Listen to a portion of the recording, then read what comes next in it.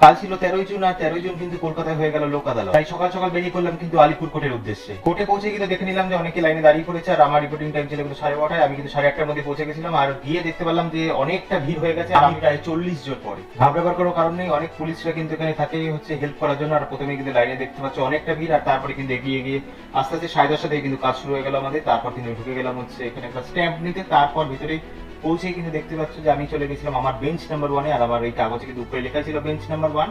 ওখানে গিয়ে কিন্তু মাত্র 10 থেকে 15 মিনিটের ব্যবধানে আমার 500 টাকার কেস প্রায় 60% ডিসকাউন্টে কিন্তু 200 টাকা হয়ে গেছে। মানে 40% পেমেন্ট আমাকে করতে হবে। 15 থেকে 25 তারিখের মধ্যে কিন্তু ডেট আছে। যে কোনো কলকাতা ট্রাফিক গার্ডে কিন্তু কি আমি টাকাটা পেমেন্ট করলে কেসটা আমাদের সলভ হয়ে যাবে। ফাইনালি লোক আদালত আমার কিন্তু এবার কমপ্লিট, ঠিক আছে। একদম অবস্থা খারাপ, আর ঘড়িতে বাজে 11:30, এসেছিলাম 8টার দিকে, আর এখনো লাইন প্রায় আছে, প্রচুর লাইন, ঠিক আছে। কাজটা কিন্তু কমপ্লিট হয়ে গেছে আমার খুবই কম সময়ের মধ্যে। যারা যারা ভাবছো যে খুব কম টাকার মধ্যে ট্রাফিক কেস বা অন্যান্য ইএমআই যেগুলো মানে তোমাদের পেন্ডিং আছে সেগুলো খুবই কম খরচে কিন্তু এখানে এসে করতে পারো। আর বছরে কিন্তু মাত্র 4বারই কিন্তু এই লোক আদালত হয়। আর যারা যারা মানে ভয় পাও যে কি হবে, কিচ্ছু হবে না, একদম জাস্ট যাবে, তোমার ডকুমেন্টস জমা দেবে, তোমার ওখানে ডিসকাউন্ট করে দেওয়া হবে, ওটা ট্রাফিক গার্ডে জমা করে দিলে তোমার কিন্তু কেস একদম সলভ হয়ে গেল। আর এরকম ছোট ছোট ভিডিও দেখার জন্য অনেক ধন্যবাদ।